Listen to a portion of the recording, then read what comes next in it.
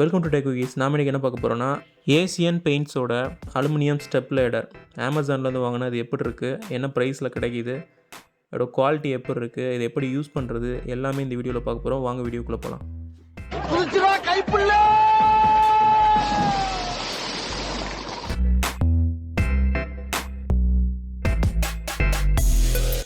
Asian பெயிண்ட்ஸோட அந்த 6 step aluminium ladder அமேசானில் 2500 3300 வரைக்கும் ப்ரைஸ் ரேஞ்சில் விற்கிது.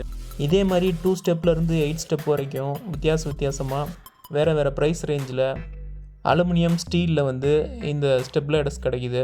அதோட அமேசான் லிங்க்கை மேலே ஐ பட்டன், கீழே டிஸ்கிரிப்ஷன், ஃபஸ்ட் கமெண்ட் எல்லாத்தையும் கொடுக்குறேன். தேவைப்பட்டவங்க போய் பாருங்கள். பிராண்ட்ஸ் நிறையவே இருக்கிறனால போட்டியானு தெரியல.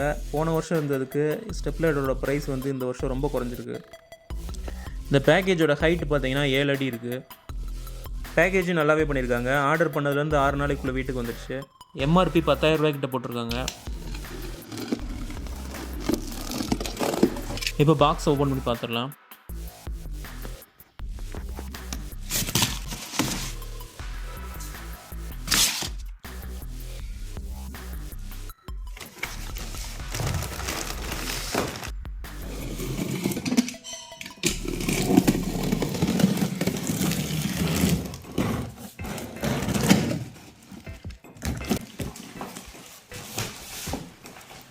அமேசானில் இருக்கிறதே பெரிய பிரச்சனை அமேசானில் பொருட்கள்லாம் ரொம்ப டேமேஜ் ஆகி வரும். ஆனால் இந்த லேடரை பொறுத்த வரைக்கும் நல்லா பாதுகாப்பாக கரெக்டாகவே பேக்கேஜ் பண்ணி அனுப்பிச்சிருக்காங்க. அதோட வெயிட் தாங்குற கெப்பாசிட்டி 150 கிலோ அப்படின்றத மென்ஷன் பண்ணியிருக்காங்க. பார்க்கும் போதே அதோட லுக்கு, குவாலிட்டி எல்லாமே சூப்பராக இருக்குது. இப்போ அதை கவர்லேருந்து வெளியே எடுத்துடலாம். பார்க்கும்போதே ஸ்டெடியாக நல்ல லுக்கு, டிசைனு, அந்த பில்ட் குவாலிட்டி எல்லாமே நல்லா இருக்க மாதிரி தான் இருக்குது. கால் வச்சு ஏறுற பகுதி நல்லா அகலமாக கொடுத்துருக்காங்க. கலவை ஸ்டூலை விட உயரமாகவே இருக்குது. ஏஷியன் பெயிண்ட்ஸ்லேருந்து ட்ரூ கேர் மாடலில் வந்திருக்க ஒரு ஸ்டெப் லேடர் ஹோம் யூசேஜுக்கு அப்படின்ற மாதிரி மென்ஷன் பண்ணியிருக்காங்க. 150 கிலோ வரைக்கும் தாங்கும் அப்படின்ற மாதிரி மென்ஷன் பண்ணியிருக்காங்க. லேடர் ஃபுல்லாக விரிஞ்சதுக்கப்புறம் தான் மேலே ஏறணும். சென்டராக தான் நிற்கணும். உயரமான ஒரு இடத்துக்கு இதுலேருந்து ஏறி போக ட்ரை பண்ணக்கூடாது. ஸ்லிப்பான ஒரு சர்ஃபேஸில் வச்சு யூஸ் பண்ணக்கூடாது. இந்த மாதிரி அடிப்படையான விஷயங்களை அதில் சொல்லியிருக்காங்க. பாட்டமில் இந்த லேடர் நிற்கிற பகுதி, மேலே நம்ம கைப்பிடிக்கிற பகுதி எதுவுமே ரப்பர் கிடையாது. எல்லாமே பிளாஸ்டிக்கில் கொடுத்துருக்காங்க. ஆனாலும் இந்த மாதிரி டைல்ஸில் நம்ம யூஸ் பண்ணும் போதே எந்த பகுதியும் வழுக்கலை. அலுமினியத்தோட ஷார்ப்பான பகுதியை ட்ரெஸ்ஸை கிளிக்காமல் இருக்கிற எல்லாத்தையும் பிளாஸ்டிக் வச்சு முடிக்காங்க. அலுமினியம் லேடரோட 2 பகுதியை இணைக்கிறதுக்கு ஸ்ட்ரிப்பை யூஸ் பண்ணியிருக்காங்க. ஆக்சுவலாக நம்ம ஃபோட்டோவிலேயே டிஸ்கிரிப்ஷன்லேயே பார்க்கும்போது நம்மளுக்கு இது ஸ்டீல் மாதிரியோ இல்லைன்னா அலுமினியம்னாலேயே ஒரு ஸ்ட்ரிப் பண்ணி கரெக்ட் பண்ணியிருக்காங்க அப்படின்ற மாதிரி தெரியும். இதை வாங்கி கையில் வச்சு பார்க்கும்போது தான் தெரியும் இது ஸ்ட்ரிப் பண்ணுறது. ஆனாலும் இது ஸ்ட்ராங்காகவே ஹோல்டு பண்ணுது. 2 ஸ்ட்ரிப் நடுவுலையும் 2 ஸ்ட்ரிப் கால் பகுதியிலையும் கொடுத்துருக்காங்க. இதோட வெயிட் பார்த்தீங்கன்னா வெறும் 7.5 கிலோ தான் இருக்குது. அதில் எங்கே வேணாலும் ஈஸியாக மூவ் பண்ணி போகிறதுக்கு ஈஸியாக இருக்குது. ஒத்த கையில் கூட தூக்கிட்டு போகலாம்.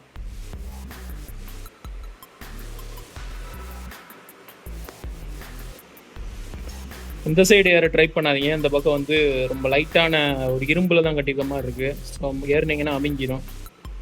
இந்த இதில் வழியாக ஏற ட்ரை பண்ணாதீங்க. இது பிளாஸ்டிக் தான்.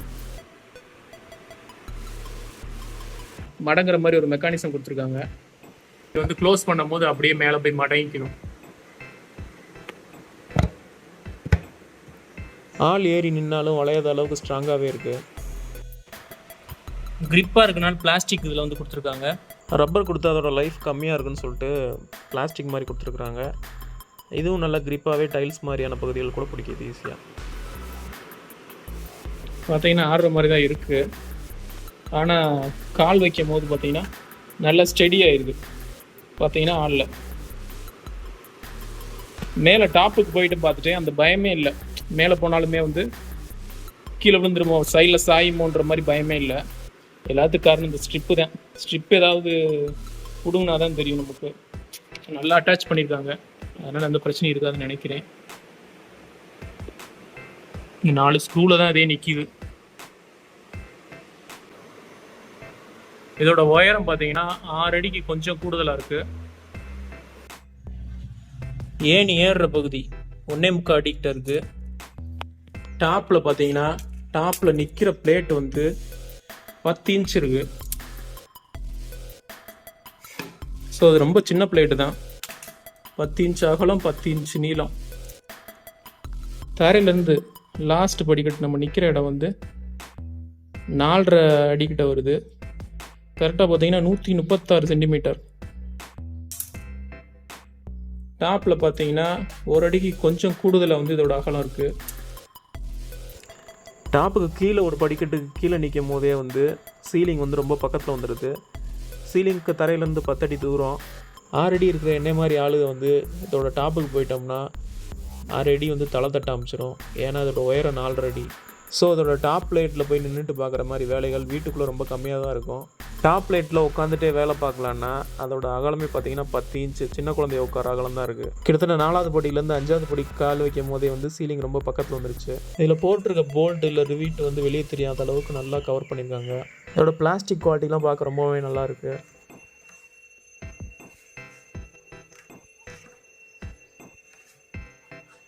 சின்ன சின்ன அலுமினியம் பகுதிகள் அதோட ரிவீட்டு இல்லை போல்ட்டு கூட வெளியே தெரியாத அளவுக்கு கம்ப்ளீட்டாக வந்து பிளாஸ்டிக் வச்சு நல்லா கவர் பண்ணியிருக்காங்க. அலுமினியம் கால் வைக்கிற பகுதி அலுமினியம் ஸ்டெப்புக்கு கீழே வந்து பார்த்திங்கன்னா கேப்பாக தான் இருக்கும். ஃபுல்லாக கவர் பண்ணுற மாதிரி குழாய் எதுவும் பண்ணல. ஆனால் இது ரொம்ப ஸ்ட்ராங்காக தான் இருக்குது. இந்த ட்ரெஸ்ஸை பிடிச்சிருக்காத அளவுக்கு இந்த இடத்துல இந்த ஒரு சேஃப்டி இது போட்டிருக்காங்க, பிளாஸ்டிக் வச்சுருக்காங்க பாருங்கள். இது வந்து பார்த்திங்கன்னா 3 இன்ச்சுக்கு மேலேயே இருக்குது. ஸோ கால் வைக்கிறதுக்கு நல்லா இருக்குது, ஃபாஸ்ட்டாக ஏறுறதுக்கு கரெக்டாக இருக்குது. அதே மாதிரி வழுக்கக்கூடாதுன்னு சொல்லிட்டு இங்கே வந்து அந்த ஸ்ட்ரிப்லாம் கொடுத்துருக்குறாங்க. ஸோ வந்து க்ரிப்பாக இருக்கும் நம்ம ஏறும்போது.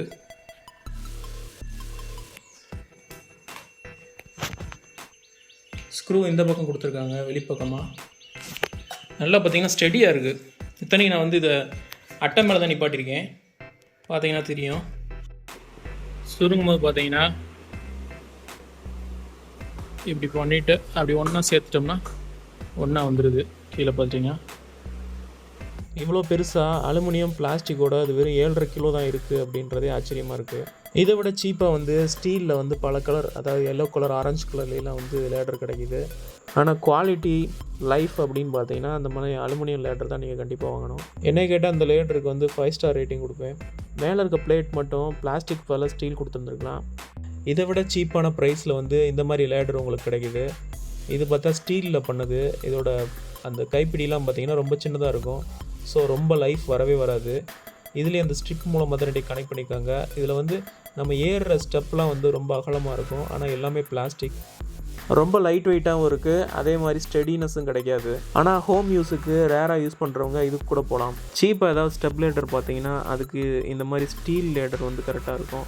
ஆனால் அந்த லேடரில் வந்து ஸ்டெடினஸ்ஸு, லைஃபு, குவாலிட்டி எல்லாமே கம்மியாக தான் இருக்கும். இந்த லேடர்ஸோட அமேசான் லிங்க்கை மேலே ஐ பட்டன், கீழே டிஸ்கிரிப்ஷன், ஃபஸ்ட் கமெண்ட் எல்லாத்துலையும் கொடுக்குறேன். தேவைப்பட்டவங்க போய் பாருங்கள். இந்த வீடியோ உங்களுக்கு பிடிச்சிருந்துச்சுன்னா அந்த வீடியோக்கு ஒரு லைக் கொடுங்க. அது உங்கள் ஃப்ரெண்ட்ஸோட ஷேர் பண்ணுங்கள். ஏதாவது சந்தேகம் இருந்துச்சுன்னா கீழே கமெண்ட்டில் கேளுங்க. எல்லாத்துக்கும் மேலே டெக் சேனலாக சப்ஸ்கிரைப் பண்ணுங்கள். தேங்க்ஸ் ஃபார் வாட்சிங்.